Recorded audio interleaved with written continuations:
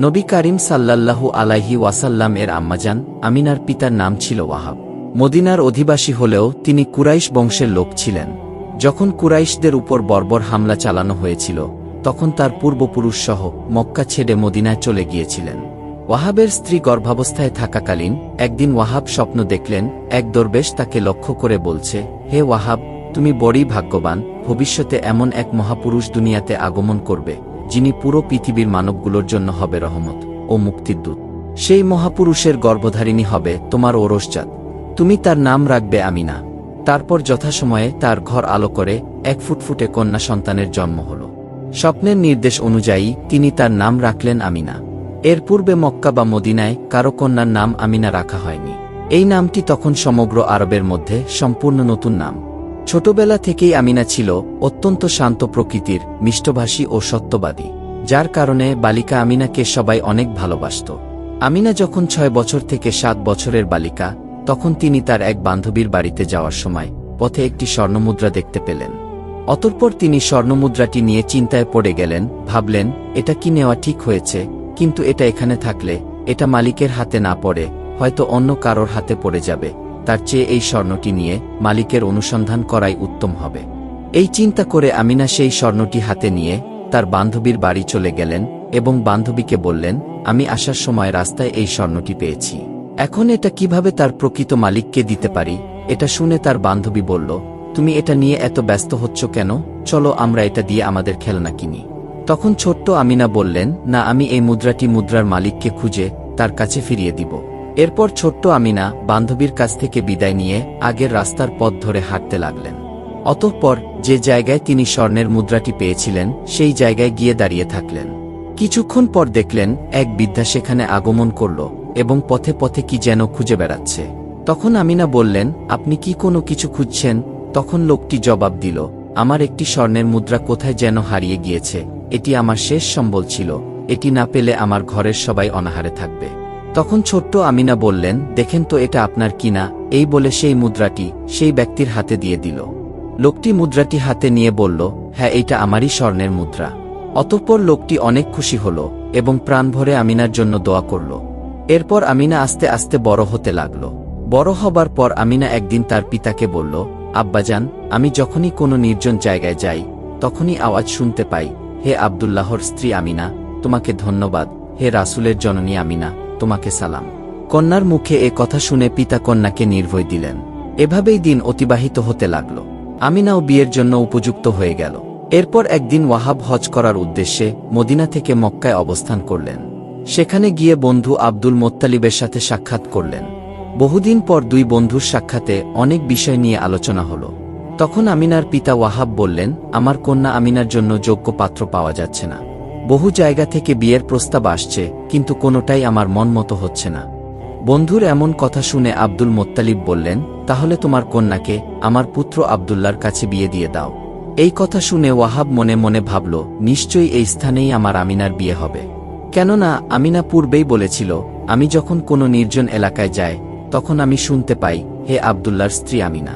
অতঃপর তিনি এখানেই মেয়ের বিয়ের জন্য উত্তম যোগ্য পাত্র পেয়ে গেলেন। এদিকে আব্দুল্লাহ এত সুদর্শন পুরুষ ছিল যেটাকে আরবের শ্রেষ্ঠ পুরুষ বলা হতো। তিনি যখন রাস্তায় বের হতেন তখন আরবের সুন্দরী নারীরা তাকে দেখার জন্য এবং নিজেদের প্রতি আকৃষ্ট করার জন্য তাদের মূল্যবান পোশাক ও অলংকার পরে রাস্তার পাশে অবস্থান করত। কিন্তু আব্দুল্লাহ তাদের দিকে ফিরেও তাকাতেন না। শত শত রূপসী যুবতী তার সাথে বিবাহ করার জন্য ব্যাকুল ছিল। অতঃপর ওয়াহাব আব্দুল মোত্তালিবের প্রস্তাব গ্রহণ করলেন। বিবাহের দিন তারিখ ঠিক করলেন। অতঃপর বিবাহের বরযাত্রী যাওয়ার পথে বনি আছাদের বাড়ির পথ দিয়ে যেতে হবে। আছাদ বংশের যুবতী কোতাইলা তার ঘরের সামনে দাঁড়িয়েছিল মহাসমারোহের বরযাত্রীদের দেখার উদ্দেশ্যে। কুরাইশ বংশের অসম্ভব সুদর্শন পুরুষ আব্দুল্লাহর বিয়ে।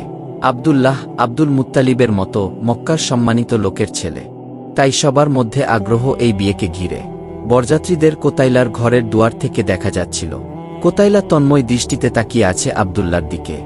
এত সুন্দর কোনো পুরুষ হয় না। কোতাইলা জানত আব্দুল্লাহর সৌন্দর্যের কথা।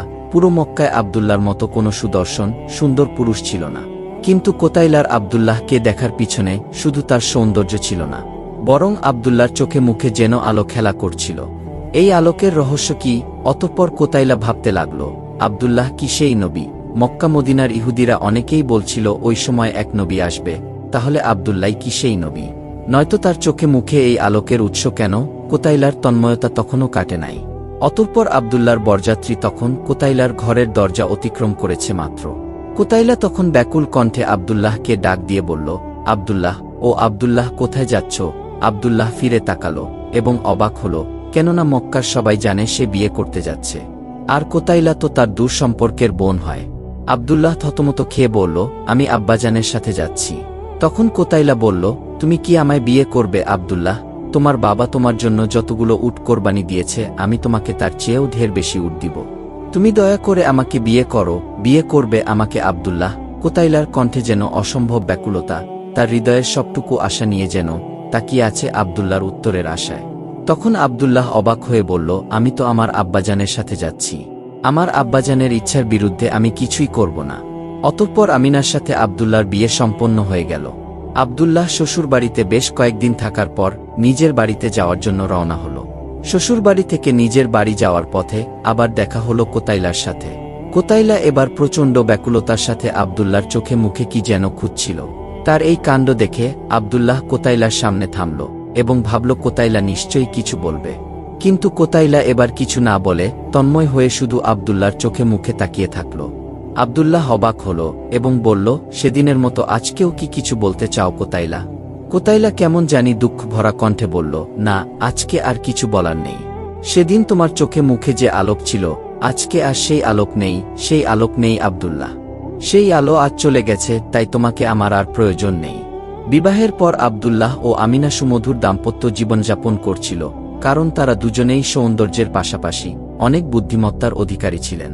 আমিনা বৃদ্ধ শ্বশুরকে পিতার মতোই শ্রদ্ধা করতেন এবং তিনিও আমিনাকে কন্যার মতোই স্নেহ করতেন।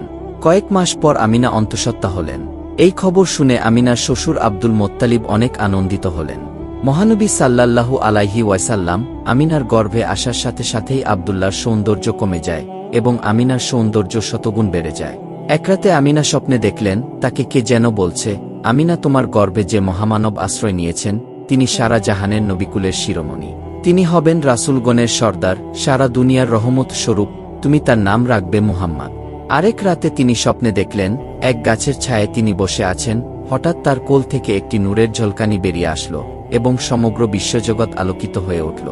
এছাড়াও আমিনা যখন গর্ভাবস্থায় একাকী থাকতেন, তখন তিনি হঠাৎ শুনতে পেতেন, হে জগতের শ্রেষ্ঠ জননী, হে মুহাম্মাদের জননী আমিনা, আপনি সালাম গ্রহণ করুন। অতঃপর আমিনা আব্দুল্লাহর কাছে গিয়ে স্বপ্নের বর্ণনা দিয়ে বললেন, আমার গর্ভকালীন সময়ে আমি প্রায় এমন স্বপ্ন দেখে বুঝতে পারলাম, আমার সন্তানের আগমনের ফলে সারা দুনিয়ায় একটি পরিবর্তন নিশ্চয়ই হবে। এর কিছুদিন পর আব্দুল মোত্তালিব ব্যবসা উপলক্ষে খেজুর আনার জন্য ছেলে আব্দুল্লাহকে মদিনা যাওয়ার জন্য বলেন।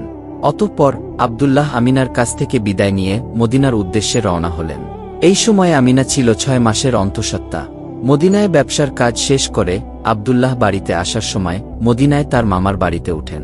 সেখানেই তিনি ভীষণ জ্বরে আক্রান্ত হলেন। যেহেতু মদিনাতেই তার শ্বশুর বাড়ি ছিল, তাই মামা ও তার শ্বশুর চিকিৎসায় কোনো ত্রুটি করেননি, তারা ঠিক মতোই তার চিকিৎসা করালেন। কিন্তু আব্দুল্লাহ মক্কায় আসার জন্য ব্যাকুল হয়ে পড়লেন। অপরদিকে এই খবর শুনে আমিনা ও আব্দুল্লাহর পিতা আব্দুল মোত্তালিব চিন্তায় অস্থির হয়ে গেলেন। অতঃপর আব্দুল্লাহর বড় ভাই হারিছকে মদিনায় পাঠালেন।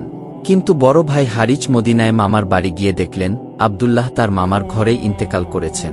মৃত্যুর সময় আব্দুল্লাহর বয়স হয়েছিল মাত্র 25 বছর। অবশেষে হারিছ আব্দুল্লাহকে নিয়ে আসার পরিবর্তে পিতার নিকট ছোট ভাইয়ের মৃত্যুর খবর নিয়ে আসলেন। বৃদ্ধ পিতা আব্দুল মোত্তালিব এবং আমিনা এই দুঃখজনক খবর শুনে একেবারেই ভেঙে পড়লেন। আব্দুল্লাহর মৃত্যুতে মহানবী সাল্লাল্লাহু আলাইহি ওয়াসাল্লাম মাতৃগর্ভেই পিতৃহীন ও এতিম হয়ে গেলেন। এরপর আমিনার প্রসবের সময় ঘনিয়ে আসল।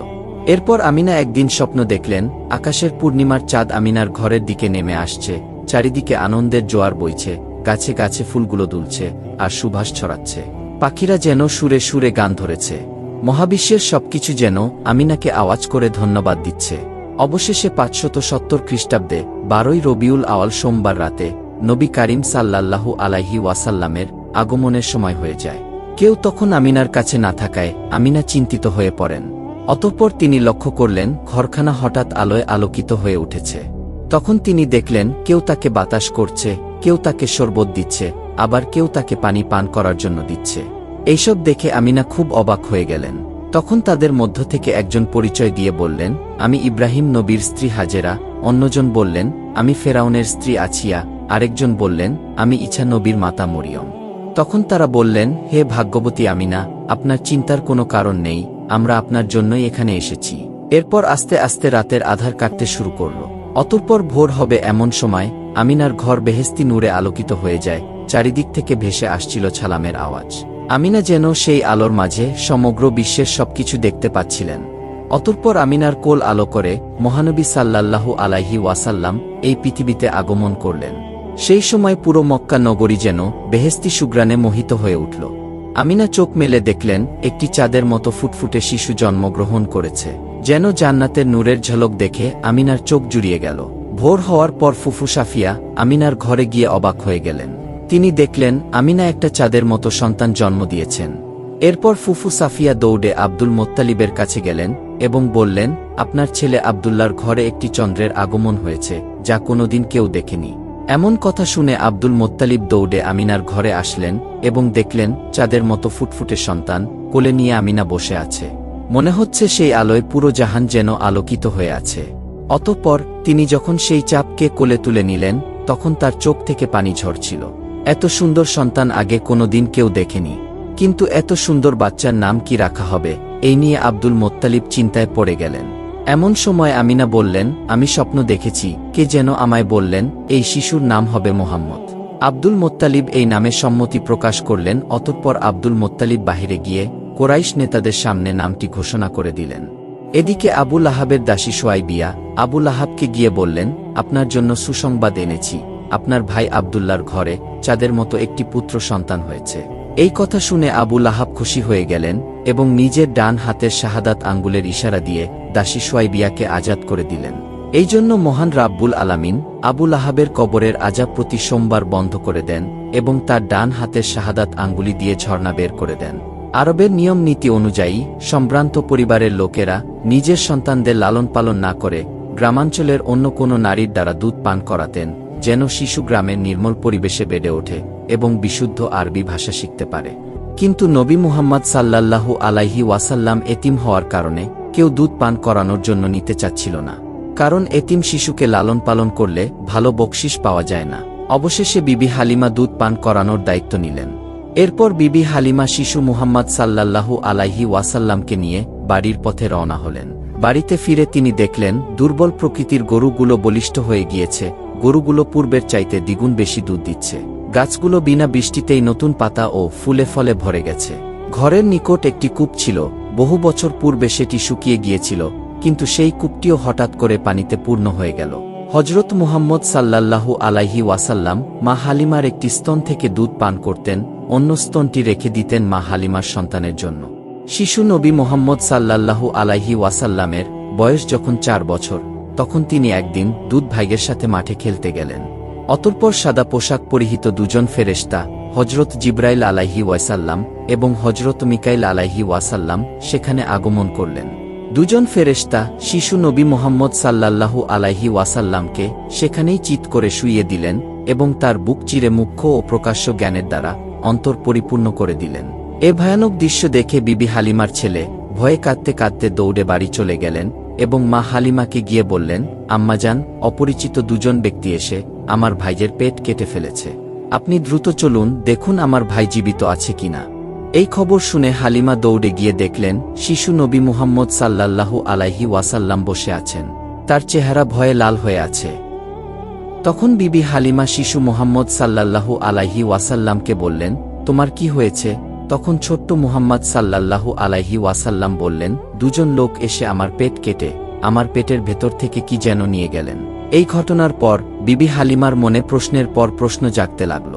অতঃপর তিনি তার স্বামীর কাছে এই ঘটনাটি খুলে বললেন এবং বললেন, এখনই এই শিশুটিকে আমাদের ফেরত দিয়ে আসা উচিত।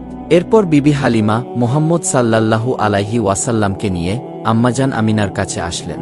এসে সমস্ত ঘটনা আমিনার কাছে খুলে বললেন। তখন মা আমিনা তার গর্ভ অবস্থা থেকে শুরু করে শিশু মুহাম্মদ সাল্লাল্লাহু আলাইহি ওয়াসাল্লামের জন্মের সময় পর্যন্ত যত ঘটনা ঘটেছে সব ঘটনা বিবি হালিমাকে বললেন। অতঃপর দুধ মায়ের কাছ থেকে কলিজার টুকরা সন্তানকে ফেরত নিয়ে মা আমিনা অশ্রুসিক্ত হয়ে সন্তানকে বুকে জড়িয়ে নিলেন।